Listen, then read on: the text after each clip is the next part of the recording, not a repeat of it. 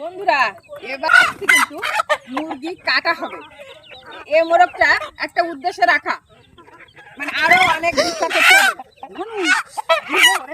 দেখেন ওর সঙ্গীকে ধরা হয়েছে, তাহলে কি করছে দেখেন। লাঠি দাও। মোরগটা এখন কি হবে? মেহমান আপ্যায়ন। হ্যাঁ, শেষের একটু জল খাওয়াই নিলাম আমাদের মোরগটারে। হ্যাঁ, জয় রাধে।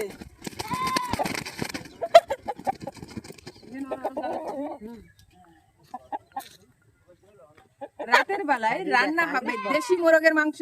কে কে খেতে চান চলে আসুন। এই যে দেখছেন, এটা হচ্ছে টমটম। হ্যাঁ, এরা সবাই একসঙ্গে মিলেমিশে থাকে। এখন এর কাটা হয়েছে, তাই এ খুব কষ্ট পাচ্ছিল। হ্যাঁ, এখন আমি বসেছি তাই আমার কাছে চলে আসলো। এই যে নাও, আর একটু দেখো, আর একটু দেখো।